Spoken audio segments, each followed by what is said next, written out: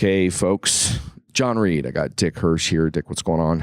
Not much. Just the last day of the TechEd. So I'm thinking about the past, thinking about the last few days, and reflecting. And that's why it's good that we have this chat. It's not on a Friday. I mean, usually have this. I know, on Friday. man. I mean, but it's a Thursday. That's cool. What happened, Dick? Yeah. Well, I mean, things change. I mean, arrived a day early, leave a day early. That's okay. it. Yeah, this is our traditional SAP TechEd in review, and we're not in a quiet room, folks, so hopefully it ends up being good enough. We got some noise behind us, but we do have a little table in the corner, so let's see what we make sense of the week here.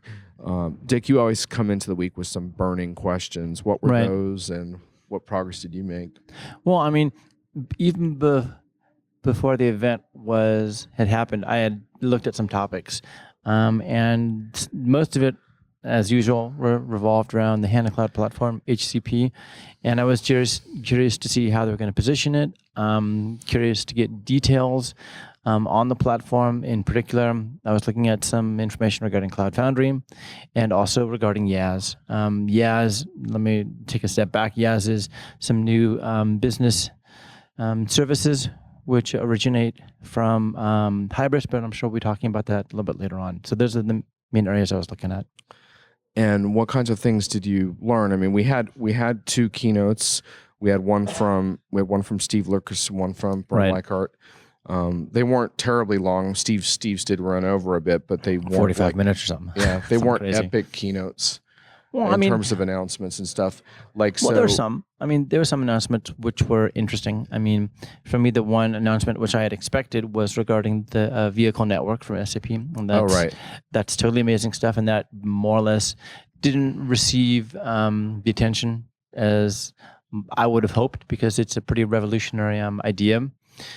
But I mean, what did they give? At least in terms of Steve's keynote, you got a really good impression that SAP is partnering with these very innovative startups. And I think that's a little bit of a change, because in the past, you might see large companies coming in, talking about, I mean, there's more customer stories, more for like Sapphire, but here you really see these are small startups that SAP is partnering with to really push their innovation forward. And it's nice to see on stage. Right. So we had Steve on Monday night, and then we had Bernd on Tuesday. That was it for the keynotes, and so then you went into your meetings on Tuesday and Wednesday. What kinds of stuff did you learn about your topics? Well, I mean, the one thing that I had some TechEd Live interviews with Björn Kirke and a gentleman, Dennis Schwere von Hybris. So I wanted to prepare myself. So I went and talked to these individuals. And I mean, the one thing that I really want to emphasize is that I had a detailed conversation with the guys from Hybris. Fascinating. I mean, the guys are really quick, and they have really innovative ideas. What's going to be interesting is to see how their ideas really can fit into the SAP context. Because although SAP is moving fast regarding Agile and things like that, the people from Hybris and this one platform, YaaS, are even a step farther. Mm-hmm. So that's going to be interesting. And in terms of how to frame that discussion, I think if you're watching from afar, you might have picked up on that SAP was really emphasizing digital change. So that was a major theme of the keynotes, right?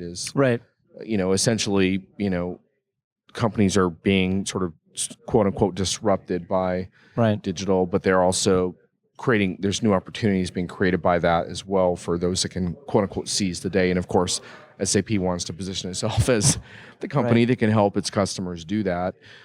There wasn't as much S4 HANA talk on the main stage. Yeah, I mean, that was interesting, because it was, if you take a look at the difference between Sapphire, where S4 was center. Yeah. Here, it was HCP. And you saw that in both keynotes.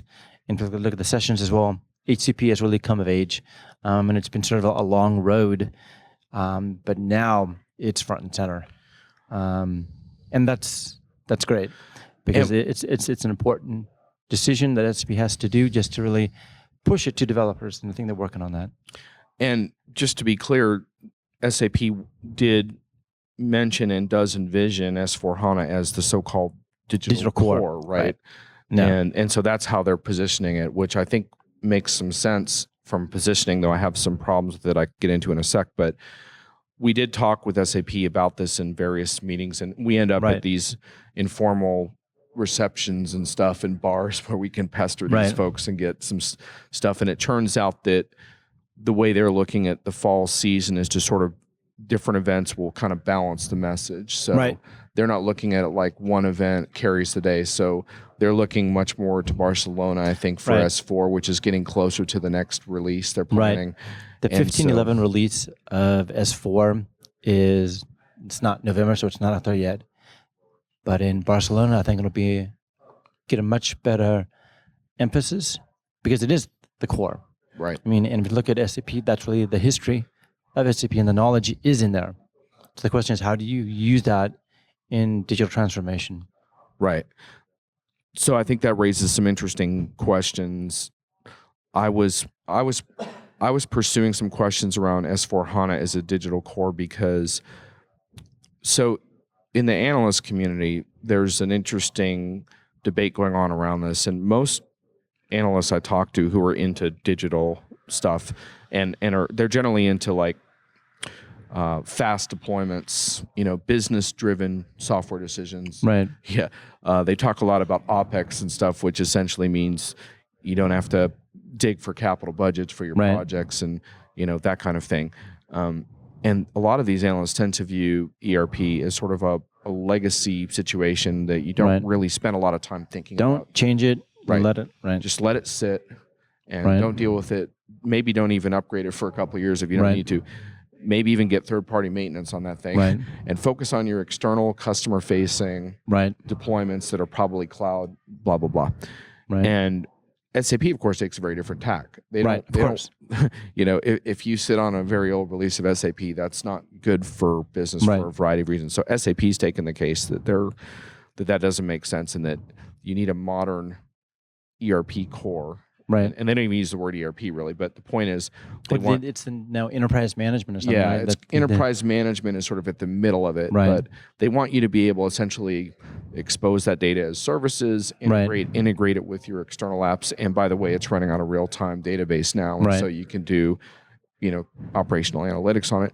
I have a lot of sympathy with SAP's view on that. I actually think it's a smarter way of doing it than the analysts think. And I've talked with enough customers now that do real time on ERP to be convinced that it's a much better way to go. But having said that, I do think it's wildly unrealistic for SAP to think that the customers, for example, on Enhance a Pack 4, if they want to do a digital initiative, are going to go through a series of upgrades and enhancement pack patches, move to Business Suite on HANA. Right. And it's still a painful process. They're releasing tools now, and that's one thing that I think you'll see in Barcelona. Is that the tool set is getting a lot better to help customers on this journey. But if you take a look at HCP, they're positioning it for both. I mean, because they don't want to lose the opportunity that customers that have these older releases, they can also be innovative. But the question is, how do you position S4 to provide different use cases? Right, exactly. And so SAP does want to help companies do things now, but I think sometimes they get caught up a little bit in, well, you've got to be on this modern S4 to do. And I think that's a little bit of a problem that SAP still has to figure out. And the other thing I was looking into was there's this question. I watched a webinar from a SAP partner, and I'm not going to name them. No names. I'm not going to name them shall remain anonymous. They were wrong. But what they were doing is they were basically saying that S4 HANA was going to be a component-based sort of thing. And so, in other words, once you make the move to Business Suite on HANA, which can be challenging, especially if you have a lot of customized, that once you move there, from there, you can take a component-based approach to S4 where, okay, if you want simple finance, you can do that. And if you later on, if you want to do some Fiori, you can do that, blah, blah, blah. Right. And very clearly at this TechEd, I've figured out that that's not going to be the case. They are going to continue to offer simple finance for a while. For a while as a separate thing you can start with. But bottom line is there's too many dependencies that they're planning between, which does make some sense. But I think that is interesting because it is going to make customers think a little bit about, well, I'm making kind of a new decision. And that's an interesting and risky strategy, in my opinion, for SAP, because once you're saying, this is an all new thing. Then people can look look to other vendors as well. So it's a problem. It's bold. Right. If their product is great, maybe it will work out great for them. But I think it is interesting that they're not doing it in such a way where it's like, well, yeah, I could just dabble in this, and because the cloud is all about kind of picking one thing and then moving on to the next one thing. Yeah. And S4 is not going to be like that. S4 is going to be more like, at least the way they're talking about it now, is this is it. Right. But I mean, if you're a customer and you come to this decision, I mean, you have to think of the whole path. Yeah. Which means that you got to think of migration. It doesn't matter whether you go to S4 or some other platform. You're probably gonna have to migrate. You're still gonna have to migrate, right? So some things remain the same. It's just like you said. Can SAP position S4 as being more innovative as the other competitors?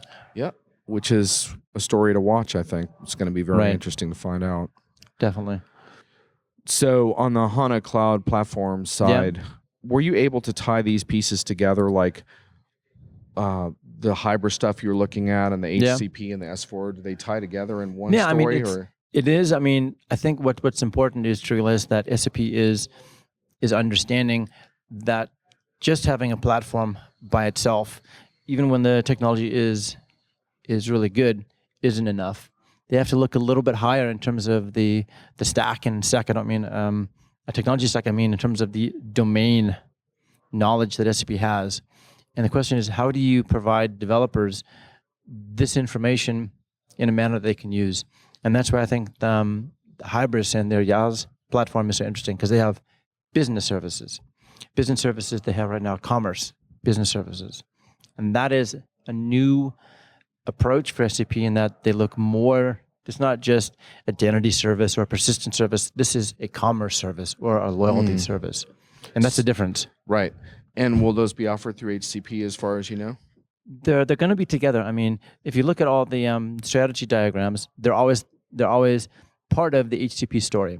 In terms of the technology below it, the stuff from YaaS is based on Cloud Foundry.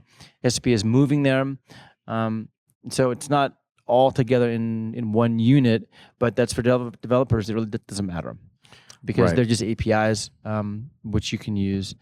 But that's a good story. And what's interesting as well is that if you look at SAP, one of the new buzzwords is microservice. And you saw that during Bernd's keynote. Right, yeah, he mentioned as well, yeah. And that's sort of a new approach to develop software. And it's more than just having an API that's REST-based. There's a whole DevOps story which is behind it. I mean, if you take a look at microservices, and what makes it so interesting is that in the old world, you had a monolithic application, and on top of that, you had APIs.